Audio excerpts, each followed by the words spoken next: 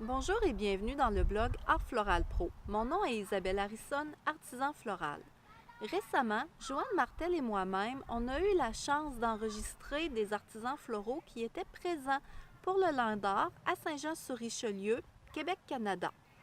Écoutez, ces professionnels étaient dans le feu de l'action, ils étaient très occupés. Ils ont quand même été généreux avec nous puisqu'ils nous ont fait part de leur vision du métier, leur façon de voir les choses, toutes sortes de trucs qui les accrochent, qui leur permettent de garder la passion. Bref, on vous a fait un petit medley, histoire de vous mettre l'eau à la bouche, vous faire connaître ces gens-là. Vous comprendrez également que ces entrevues, on les a de manière intégrale et qu'éventuellement, on vous les rendra disponibles. On va vous tenir au courant au fur et à mesure. J'espère que vous allez avoir autant de plaisir à écouter ces gens-là que nous, on en a eu à les interviewer puisqu'ils sont vraiment intéressants.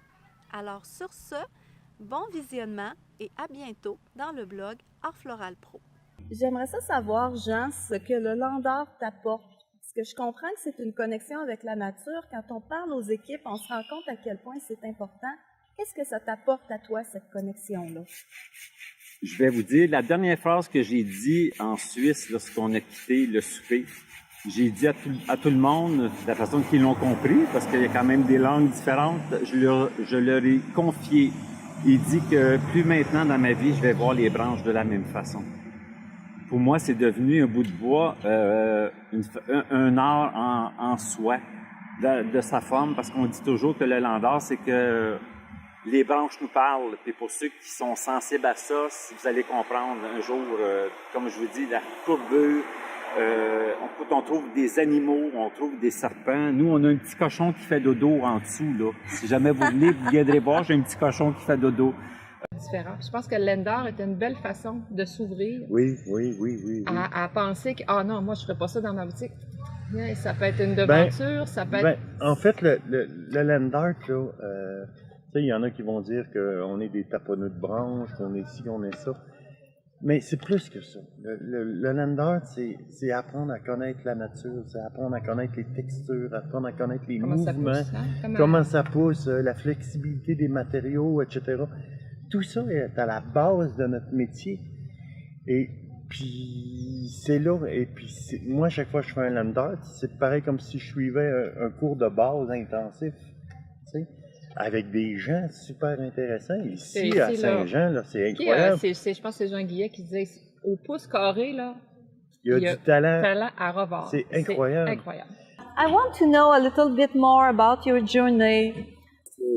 First, I love color. I do some painting, and that's how I think color is controlled by all my color. And because of the color, then I come into the flower, because flower is something that you cannot change color. You cannot control it. You have to take it. Okay. When you're drawing, you can do something you like, but flower is follow the season. It's beautiful. Vous savez, on travaille dans notre boutique, on est souvent isolé. Vous nous parlez d'amour de la nature, amour de la rencontre. Comment on peut s'approprier ça en tant qu'artisan floral pour pouvoir l'utiliser et le rendre? Je vais commencer. Oui, moi, ben oui, vas-y. Je dis, la communication, c'est important. De prendre le temps de communiquer aussi. Je pense que de prendre le temps de parler de sa passion, de prendre le temps, malgré qu'il faut fonctionner, il faut aller vite tout le temps, mais de le prendre ce temps-là, d'expliquer, de parler de ce qu'on offre en tant que fleuriste, de ce que vous offrez. C'est quoi ces fleurs-là? Qui elles sont? Qu'est-ce qu'elles représentent? Qu'est-ce qu'elles peuvent représenter aussi? Parler des couleurs que vous offrez, parler des formes que vous offrez, de ce que ça peut inspirer. La provenance, de ce que ça peut inspirer dans la vie de quelqu'un. L'œuvre qu'il a créée, il l'a créée en fonction, oui, d'être dans un parc. Il l'a créée également avec l'environnement. Souvent, des choses que les gens oublient. On pose la question des fois à notre client où est-ce que ça va aller, pour quelle occasion.